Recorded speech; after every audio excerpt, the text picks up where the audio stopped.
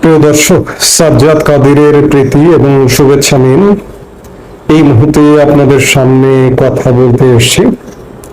সেনাপ্রধান কি করছেন, আলাপের প্রসঙ্গ এটি, এবং এটি সেনাপ্রধান জেনারেল ওয়াকারুজ্জামান আপনাকেও জিজ্ঞাসা যে আপনি কি করছেন, দেশ কোথায় যাচ্ছে।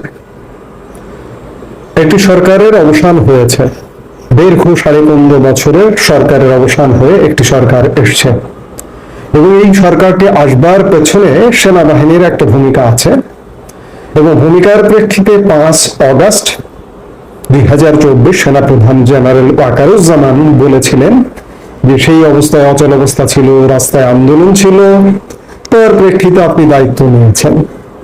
আপনি দায়িত্ব নিয়েছেন সরাসরি এক্সিকিউটিভ পাওয়ার নেননি, কিন্তু একজনকে দায়িত্ব দিয়েছেন। কাকে দায়িত্ব দিলেন, কাকে নিয়োগ করলেন? এই সরকারটি বলে যে তারা ছাত্রদের নিয়োগ প্রাপ্ত, কিন্তু আসলে তো সেনাবাহিনীও নিয়োগ প্রাপ্ত। আপনি যাকে নিয়োগ করলেন দেশটাকে কি ভালো রাখতে পারছে? এক কথাই যদি বলি, গোলাম আজমের ছেলেরা ছাড়া এই মুহূর্তে কেউ বলবে না যে দেশ ভালো চলছে।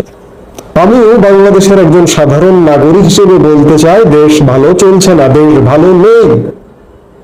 সেই জায়গায় সেনাপ্রধান জেনারেল ওয়াকারুজ্জামান আপনার ভূমিকা কি? আজকে যে মুহূর্তে কথা বলছি, আজকেও আমরা সশস্ত্র বাহিনীর অবসরপ্রাপ্ত সৈনিকদের রাস্তায় আন্দোলনে দেখেছি।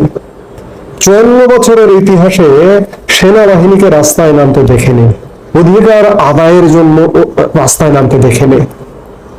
ইতিমধ্যে গত 10 মাসে বাংলাদেশের যতগুলো বাহিনী আছে, যতগুলো প্রতিষ্ঠান আছে, পুলিশ প্রশাসন, সবকিছু ধ্বংস করে ফেলানো হয়েছে। অবশিষ্ট আছে সেনাপ্রধান জেনারেল ওয়াকারুজ্জামান আপনার কথাতেই, আপনার বক্তব্যেই। আপনি গত 25 ফেব্রুয়ারি বিডিআর বিদ্রোহ নিয়ে এক বক্তব্যে বলেছিলেন যে সেনাবাহিনী বা সশস্ত্র বাহিনীটাই শুধুমাত্র টিকে আছে।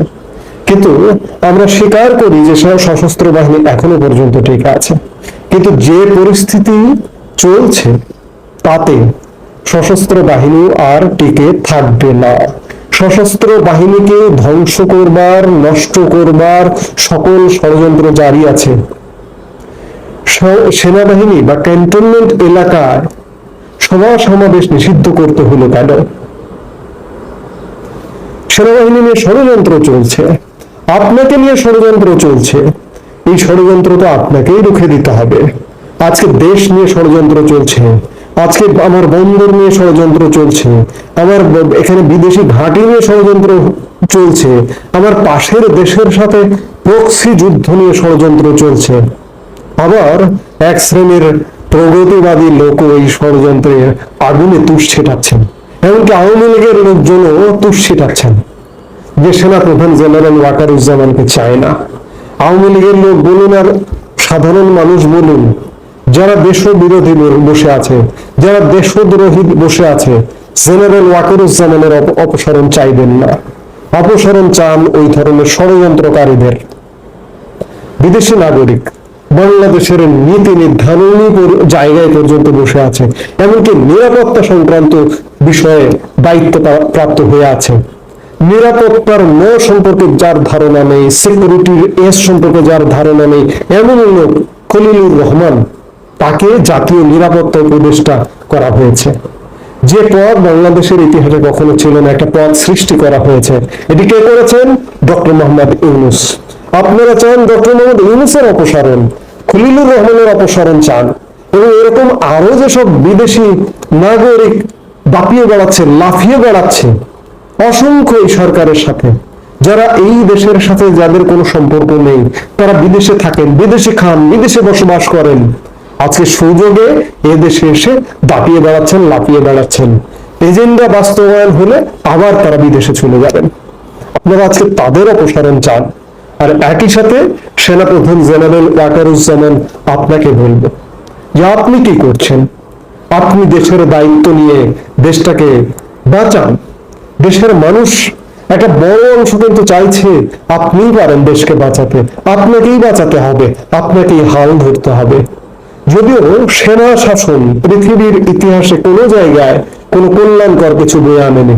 পৃথিবীর দেশে দেশে সেনাবাহিনী ক্ষমতায় হস্তক্ষেপ করেছে, কিন্তু সেটির পরিণতি ভালো হয়নি। সেনা শাসন কল্যাণের নয়, মঙ্গলের নয়। সেনাবাহিনীর কাজ নয় দেশ শাসন করা।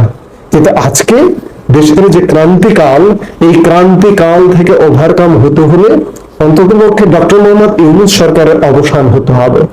সেনা শাসন আমরা চাই না, কিন্তু এমন একটি শাসন চাই, এমন একটি সরকার চাই যে সরকারটি নির্বাচনের দিকে নিয়ে যাবে দেশ। 3 মাসের একটি তত্ত্বাবধায়ক সরকার চাই। ডক্টর মোহাম্মদ ইউনূসকে কে দায়িত্ব দিয়েছে দেশের নীতি নির্ধারণের বিষয়ে দায়িত্ব নিতে? কে ম্যান্ডেট দিয়েছে? বন্দর বিদেশিদের হাতে তুলে দিতে, এখানে করিডোর দিতে, পাশের দেশের সাথে প্রক্সি যুদ্ধে জড়াতে? এগুলো সব দেখছেন সেনাপ্রধান আপনি। আপনাকেই দায়িত্ব নিতে হবে। ডক্টর মোহাম্মদ ইউনূস সরকারের অবসান ঘটাতে হবে এবং ঘটিয়ে একটি নতুন তত্ত্বাবধায়ক সরকার গঠন করতে হবে, করে দ্রুত দেশকে নির্বাচনের দিকে নিয়ে যেতে হবে। এই সরকারের ভিত্তিটা কি? এই সরকারের ম্যান্ডেটটা কি? এই সরকারকে সাংবিধানিক সরকার? এই সরকার তো একটা জটিল সরকার, হঠাৎ করে উড়ে এসে জুড়ে বসা একটি সরকার, একটা অবৈধ সরকার। এই সরকারকে বৈধতা দিতে হলে পরবর্তী সংসদে আইন পাশ করে, বিল পাশ করে এই সরকারের কার্যক্রমের বৈধতা দিতে হবে। অর্থাৎ গাছে কাঁঠাল গোফে তেল অবস্থাটা কিন্তু এমন। কাজেই এই সরকারটা দেশটাকে ভালো রাখতে পারছে না, দেশের মানুষকে ভালো রাখতে পারছে না, দেশের স্বার্থ বিরোধী কর্মকাণ্ডে জড়িত। কাজেই সেনাপ্রধান জেনারেল ওয়াকারুজ্জামান, আপনি কি করছেন প্রশ্ন করতে চাই, এবং আপনাকেই করতে হবে, আপনাকেই দেশ উদ্ধার করতে হবে। এই মুহূর্তে আপনি একমাত্র পারেন যে বাংলাদেশকে একটি সুষ্ঠু স্বাভাবিক পন্থায় নিয়ে যেতে। আপনি যদি আরো সময় নেন, আরো যদি দেরি করেন, আপনাকে নিয়ে ষড়যন্ত্র হচ্ছে, আপনাকে নিয়ে ষড়যন্ত্রকারীরা সফল হবে।